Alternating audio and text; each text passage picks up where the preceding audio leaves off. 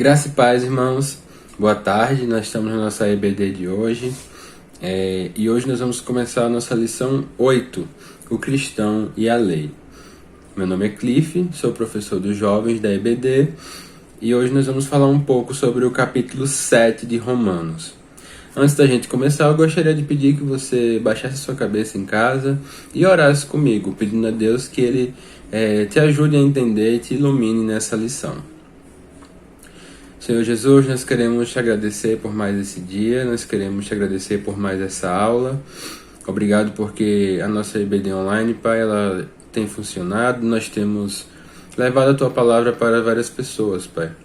E que essa lição ela possa nos dar mais conhecimento da Tua palavra, que é a Tua revelação para os homens, Pai.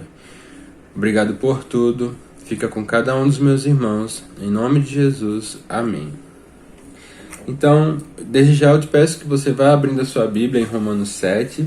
Nós não vamos ler o capítulo todo. Você pode fazer esse exercício em casa depois, se você quiser. Mas o meu exercício com você hoje é que a gente fale um pouco sobre lei. Já que o tema nosso hoje é o cristão e a lei, a gente vai falar um pouco sobre o que é lei, como é que se constitui a lei, e o que é que mudou depois que Jesus Cristo veio. A gente fala muito sobre lei, e a gente sempre linka a lei com o Antigo Testamento. E aí a gente vê um texto de Paulo, em Romanos 7, que fala muito sobre lei. Então, alguma coisa de importante tem na lei que a gente precisa estudar. Mas antes da gente começar, a revista, pelo menos a revista do professor, ela me sugere 3 historinhas e eu gostaria de contá-las para vocês. Ela me dá algumas leis um pouco estranhas e eu queria ler com vocês. A primeira lei é uma lei que existe num estado americano, no estado do Tennessee, que diz que é proibida a prática de caça esportiva sobre qualquer veículo em movimento. Ou seja, se você tem um jet ski, um barco, você não pode caçar nenhum animal marinho aquático. Até aí tudo bem. Mas vem aí a parte estranha, exceto as baleias. Se for baleia, você pode caçar. E uma outra coisa é que o Tennessee, o estado que faz essa proibição, não tem litoral. A praia mais próxima está a 500 quilômetros do estado. Então fica aí uma lei que, quando a gente olha, parece que não tem nenhuma serventia, Então, por que será que criaram essa lei, Uma segunda lei, bem engraçada também, é que uma cidade de Lanjarón, na Espanha, proibiu as pessoas de morrerem. O cemitério ele estava lotado, e o prefeito, como uma medida desesperada, proibiu que as pessoas morressem até que se encontrasse um novo terreno para formar um novo cemitério. E diz que essa ideia ela é comum na Europa, os franceses também seguiram. Então, assim, tem uma cidade também, Le Lavandou, na França, que proibiu também que não poderia se morrer. Então, a gente começa falando sobre leis, 2 leis estranhas, e aí vem uma pergunta, o que é a lei e para que ela serve? Nesse caso, nós tivemos 2 leis aí que são bem contraditórias. Uma que ela sim, de fato, pode existir, mas é como se ela estivesse no lugar errado. Uma lei que proíbe prática esportiva em um lugar que não tem água. Prática de caça esportiva em animais aquáticos, sendo que não tem água no estado. Não tem nenhum litoral. E uma segunda que vai de encontro contra a própria lei natural das coisas, Nós não sabemos o dia e o horário que a gente vai morrer e, por conseguinte, a gente não tem como proibir ninguém de morrer. E aí, essa é a brincadeirinha que a revista faz inicialmente para chamar a atenção de vocês para o que vem nessa lição, sobre o que é a lei e em que momento ela foi criada, no caso, quando a gente fala de lei no Antigo Testamento. E ela tinha uma serventia para aquele momento. E não significa que para a gente hoje em dia não vai ter. Então, o que eu quero falar com vocês hoje é que não é o fato de que a lei não serve, que essa lei é igual à lei do Tennessee, que não tem aplicação. Não é isso. Então a gente vai ver isso com calma a partir de agora. O primeiro ponto que nesse trecho que a gente está estudando hoje, de Romanos 7, de 1 a 25, a palavra lei ela aparece 21 vezes. Então já dá para entender qual é o tema, né, desta lição. E aí a revista define o que é lei. De maneira simples, tomamos lei como a vontade de Deus revelada aos homens em palavras, princípios, preceitos, julgamentos e atos. Então, lei é a vontade de Deus revelada aos homens, para esse nosso contexto. Então, toda vez que você vê a palavra lei no texto de Romanos, você vai pensar nisso. É a vontade de Deus revelada aos homens. E aí a maneira que ela se revela é das mais diversas. Palavras, princípios, preceitos, julgamentos. E quais eram essas leis para os povos, né, daquela época? A primeira de todas era o Pentateuco. O Pentateuco, que são os 5 livros iniciais da Bíblia. Essa palavra Pentateuco vem do grego, né, e significa 5 volumes, ou seja, são 5 principais volumes que contêm as leis, né, que os judeus eles seguiam. Então, é o que a gente chama também de Torá. E esse é o conjunto das leis. E elas são tanto escritas quanto orais, porque uma prática muito comum no Antigo Testamento é que as coisas fossem ditas. O poder da palavra, né, ela foi perdendo força ao longo do tempo e o poder da escrita foi ganhando. Então, hoje em dia, se você vai, por exemplo, alugar um apartamento, você não faz contrato verbal. Você faz contrato firmado, né, em papel. Você não fala assim, eu alugo meu apartamento para você por 1 ano e aquela palavra basta. Não. Antigamente isso valia muito, a palavra de uma pessoa valia muito. Hoje em dia, né, isso está bem difícil. Então hoje o que vale é o que está escrito. Então é por isso que as nossas leis elas são escritas, reescritas e revisadas ao longo dos anos. E para quem estuda direito, por exemplo, ele vai ver que todo ano vai lançar aquele livrão do Vademecum, porque as leis vão sendo atualizadas, né? E trazendo isso para o caso do Brasil hoje em dia. Então, para a época de Moisés, né, e dos patriarcas, o falar valia muito. E essas tradições orais, elas foram sendo colocadas no papel depois. E aí se formou o Pentateuco. Além do Pentateuco, nós também temos o Antigo Testamento, que também é um conjunto de leis. O Novo Testamento acaba se tornando, né, a lei de Deus, né, como um princípio. E de maneira geral, então, nós temos que a Bíblia toda ela é lei, porque ela revela a vontade de Deus para o homem.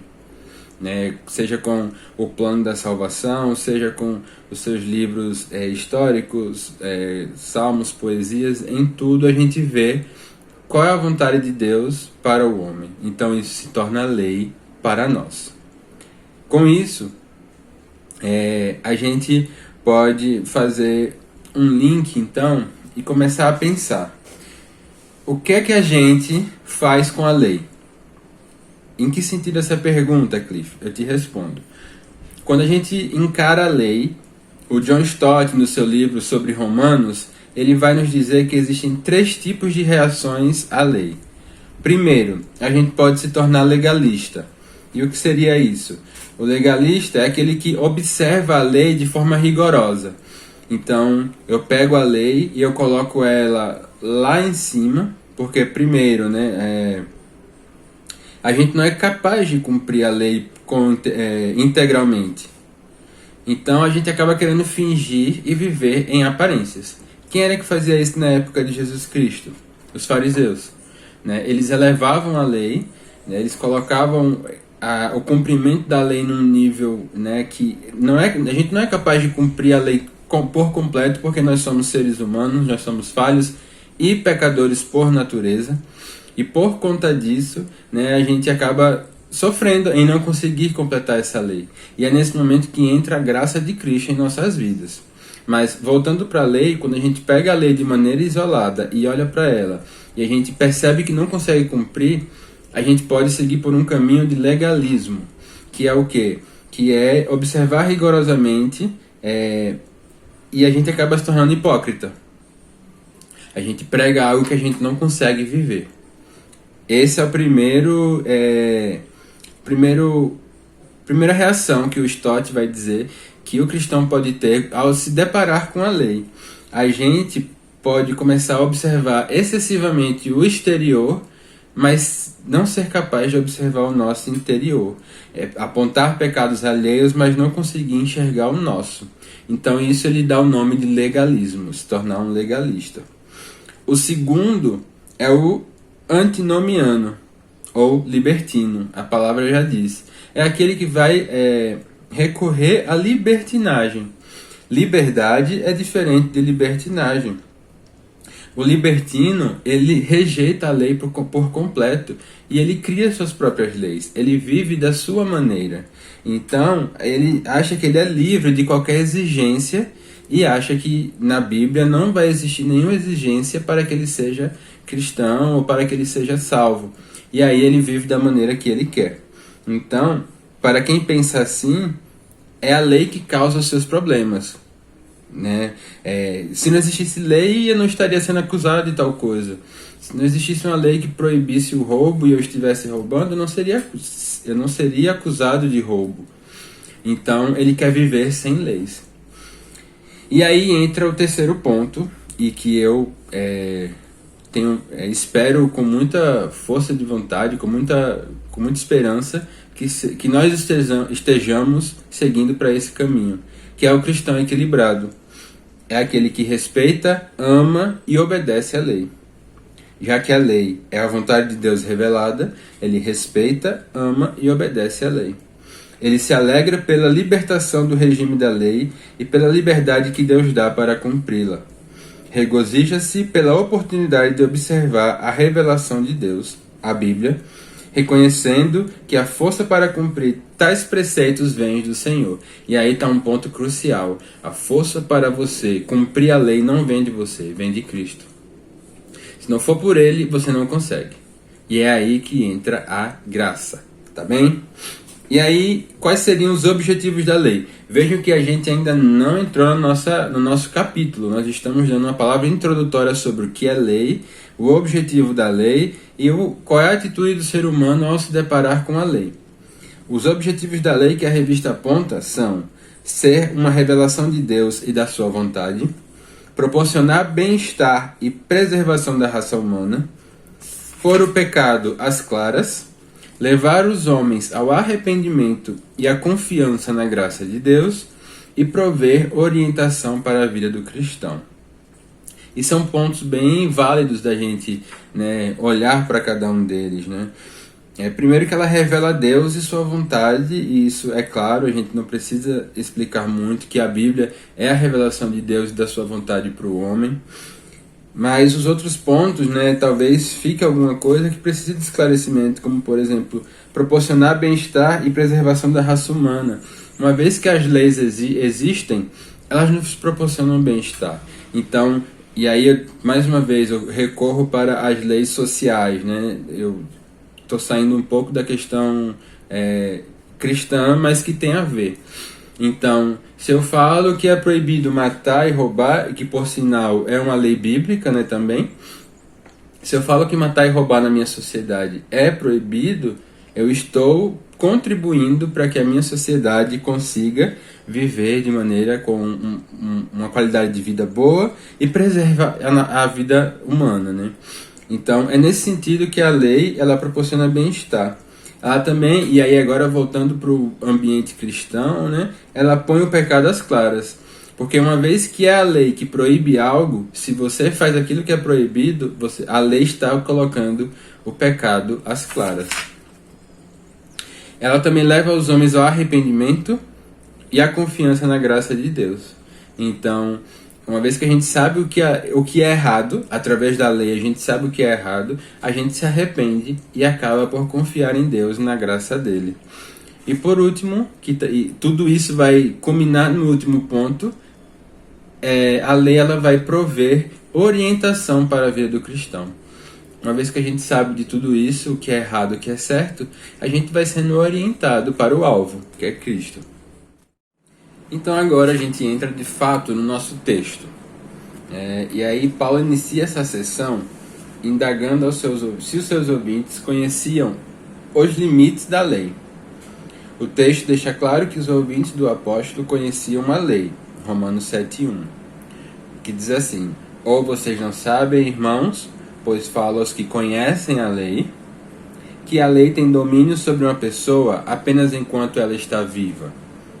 E aí, o problema estava no conceito que se dava à lei. Segundo o autor F.F. Bruce, os ouvintes de Paulo entendiam que, devido à penosa conformidade com um código de leis, era possível adquirir méritos para a salvação diante de Deus. Então, se eu conseguisse fazer algo de acordo com a lei, eu poderia ser salvo diante de Deus, e aí entra aquela questão se é fé ou se são as obras que salva o homem, né?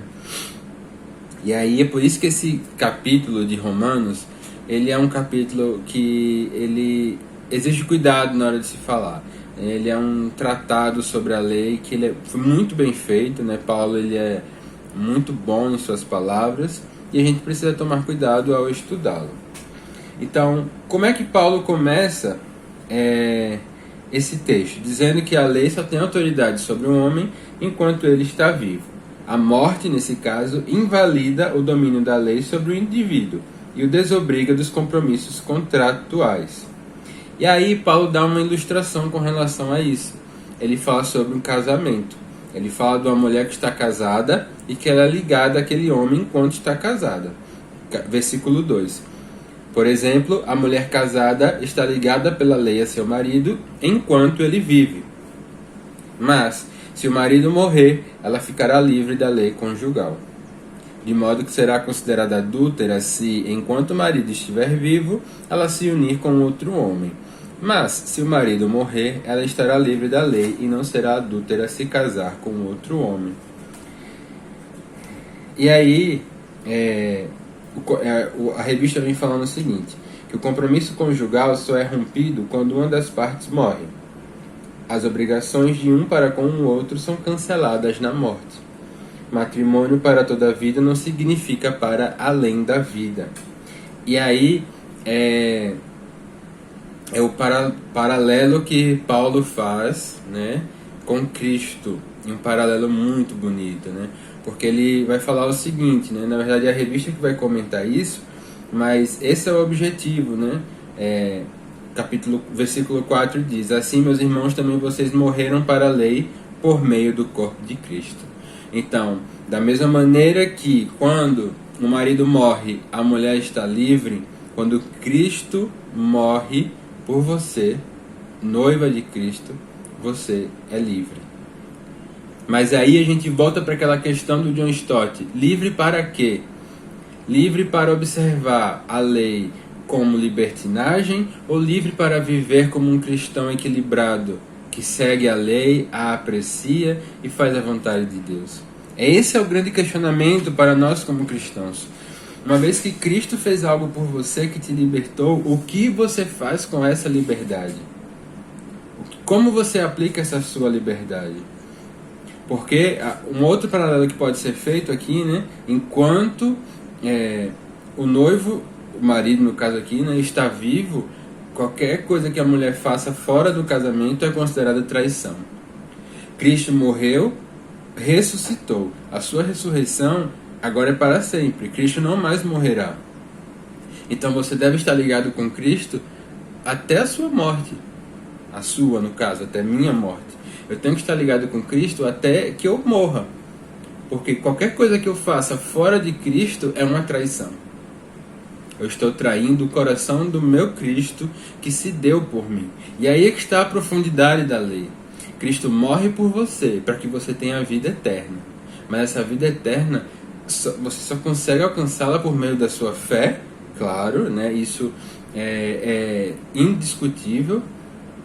Nós precisamos ter a nossa fé em Cristo para que nós sejamos salvos. Se você confessa Ele como único, suficiente Salvador, você é salvo, certo? E uma vez que Cristo morre, você agora está ligado a Ele. Toda vez que você procura algo fora de Cristo, você está cometendo um adultério. E isso no seu relacionamento com Cristo, que é o noivo da igreja. Já pararam para pensar nisso? Que a lei, nesse sentido, né, ela é muito bela. e ela tem um relacionamento com Cristo muito grande. E se a gente não observa a lei, a gente acaba por cair em situações que a gente nem percebe. No versículo 7, Paulo dá início então uma vez que ele termina o exemplo do casamento, ele então entra de fato, e eu queria ler um trecho com vocês do 7 até o 8, que diz assim: que diremos então? Que a lei é pecado? De modo nenhum, mas eu não teria conhecido o pecado a não ser por meio da lei. Porque eu não teria conhecido a cobiça se a lei não tivesse dito não cobice. Mas o pecado, aproveitando a ocasião dada pelo mandamento, despertou em mim todo tipo de cobiça, porque sem lei o pecado está morto. Vejam que coisa interessante Paulo vai trazer aqui, muito, muito interessante. O que é que vai me despertar o pecado, né? É isso que Paulo está falando aqui. E ele fala assim, a revista coloca assim: a lei é pecado? E a resposta é clara no próprio capítulo 7, a gente acabou de ler: de modo nenhum, a lei não é pecado. Mas o apóstolo precisava ter certeza de que seus ouvintes não deturpariam seus ensinos sobre a lei. Mas, se por um lado a lei não é pecado, qual é a relação entre pecado e lei? Primeiro, a lei revela o pecado. Paulo já havia escrito sobre isso em Romanos 3:20, quando ele fala: visto que ninguém será justificado diante dele por obras da lei, em razão de que pela lei vem o pleno conhecimento do pecado. Agora ele diz: eu não teria conhecido o pecado senão por intermédio da lei.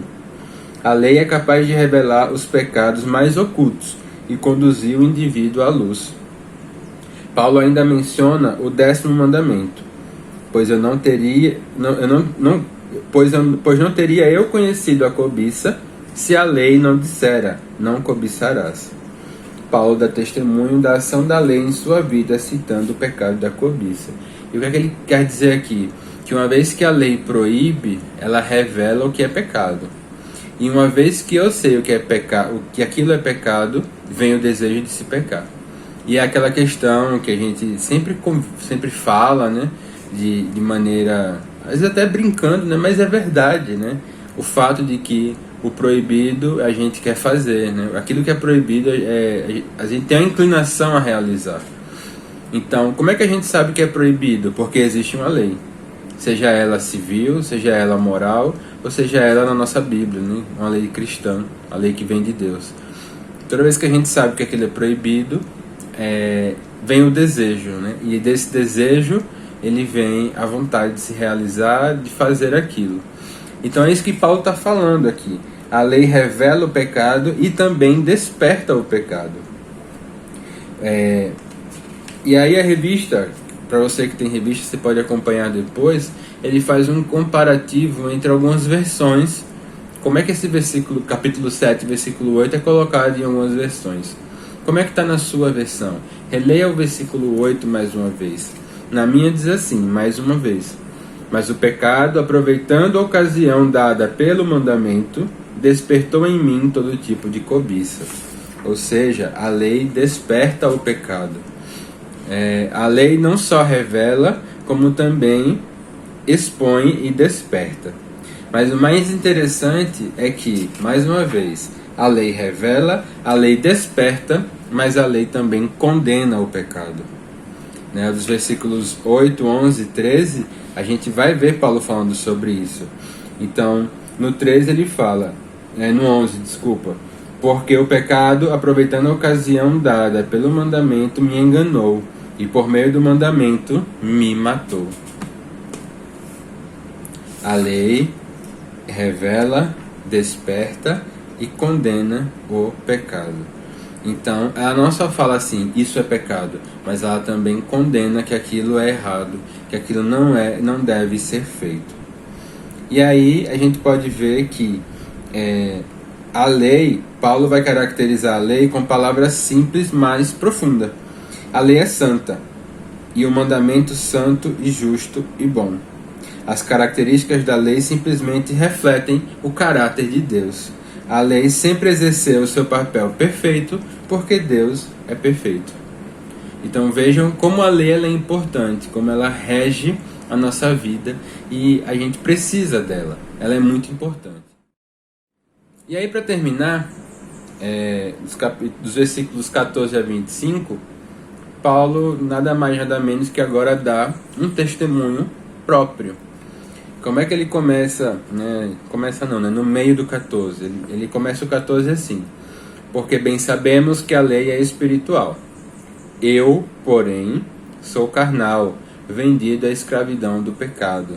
E aí ele vai falar um texto, que até tem uma música, que é o Liberta-me de mim, da Lu Melpídio. Se você quiser ouvir depois, é uma música muito bonita.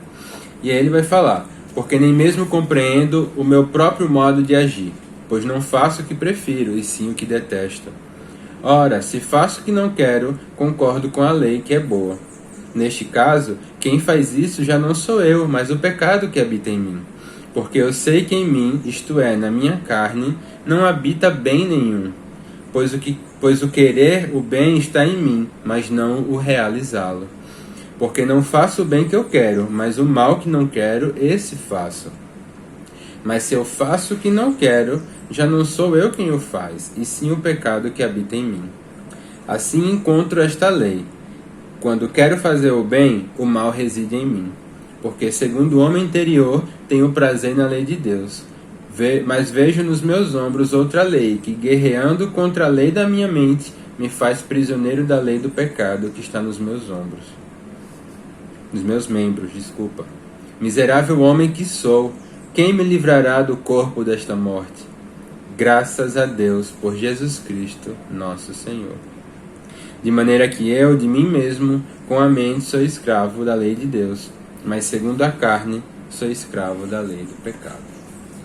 Que texto, pessoal, que texto maravilhoso, A gente vê uma sequência lógica de Paulo explicando o que ele tinha acabado de falar há poucos instantes, utilizando o seu próprio exemplo. Que bem existe em mim? Nenhum. O desejo de fazer o bem, ele é suprimido pelo pecado. E ele vai citando várias coisas. E aí a revista, ele termina falando sobre a lei e a carne, Esse é o ponto que ele chama. E ela fala assim, que nós temos a lei, que é perfeita porque vem de Deus, e que o problema não está na lei, está no homem, que é frágil e pecador. Nós temos uma lei que é perfeita e um homem que é frágil e pecador tentando cumprir uma lei que vem de Deus, que é perfeito. E isso, Paulo não fala de maneira a querer nos desencorajar a cumprir a lei e nos tornarmos legalistas. Não. Ele nos fala com o intuito de mostrar que os nossos esforços nesse sentido não são válidos. O esforço maior já foi feito, que foi o de Cristo morrer na cruz.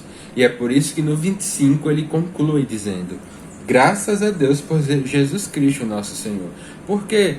Por quê? Porque foi Cristo que morreu na cruz.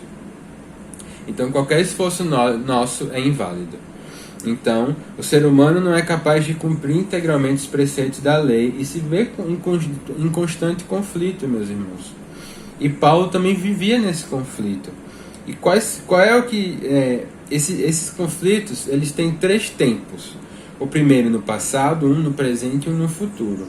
No passado, nós fomos libertos da culpa do pecado na justificação em Cristo. No passado. No presente, nós estamos sendo libertos todos os dias do poder do pecado pela ação do Espírito Santo. E no futuro, seremos libertos da presença do pecado no encontro com Deus Pai. E isso é a glorificação. Então, veja que nós temos os desdobramentos dessa santificação, desses conflitos que Paulo está falando, em 3 tempos: passado, presente e futuro. E aí a gente pode enxergar um desespero de Paulo quando a gente lê esse texto. É como se ele estivesse clamando por uma resposta. Ele não é um pedido de socorro de alguém que está completamente perdido, mas um desabafo de forma de pergunta retórica de um servo que está fragilizado pelas lutas e anseia pela libertação do pecado. E aí então a gente vê a única saída para isso tudo. A única saída é Cristo, né? É Deus por meio de Jesus Cristo como um único e suficiente Salvador. Essa é a conclusão de Paulo, né? Para a lei e o pecado. É Cristo. Só Cristo pode nos libertar. Só Ele, com o seu dom da graça, nos tira esse peso dos ombros, nos dá um fardo leve, mas não necessariamente nos exime de fazer o que precisamos fazer. E o que você precisa fazer? Você precisa buscar em Cristo. Senhor, o que é que você quer que eu faça? Senhor, o que o Senhor quer para a minha vida? De que maneira eu posso contribuir na minha igreja, na minha comunidade, no meu grupo, né, que me rodeia, para exaltar o nome de Cristo, para que mais pessoas se tornem conhecedoras dessa lei, mas também dessa graça. O que é que nós podemos fazer? Então a gente vê nessa lição que alguns homens de Deus consideravam a lei uma salvaguarda contra o pecado, ou seja, uma desculpa. Por isso, usando a própria experiência, o apóstolo Paulo ensinou que a lei de Deus propriamente dita não tem nenhuma falha, e realmente não tem. Mas que a religião exercida sob o domínio de códigos de leis não possibilita mérito diante de Deus. Então, se você acha que somente cumprir as leis te dá uma posição e direito de salvação, você está enganado. A sua fé precisa entrar em ação, a sua fé em Cristo que morreu na cruz por você. Então prestem atenção, estejam atentos para o que Deus tem falado nesses tempos. Semana que vem nós teremos mais uma lição, né? Estaremos estudando o capítulo 8. Peço que vocês leiam o capítulo 8 antes também. Estaremos falando sobre o Espírito de Deus nos filhos de Deus, outro tema bastante importante para a igreja. E que você esteja orando pela IBD, pela nossa igreja, por aqueles que não conhecem Cristo e a sua lei ainda. E que a gente possa orar nesse momento, agradecendo a Deus por mais essa lição. Pai, nós entregamos esse momento em Tuas mãos, nós pedimos que o Senhor seja com cada um mais uma vez, que agora com essa palavra eles possam, Pai, refletir sobre ela, possam refletir sobre a Sua lei, sobre os Seus desígnios, sobre os Seus desejos para cada um de nós, e que a gente possa estar sempre alerta e atentos, Pai, para o pecado, e que a gente possa não cometê-los, Pai, mas que a gente possa sempre visar o Teu reino, a Tua vontade, a Tua justiça, Senhor Jesus. E que o Senhor nos abençoe e que o Senhor seja com cada um dos meus irmãos. Em nome de Jesus. Amém. Tchau, tchau. Deus abençoe cada um de vocês.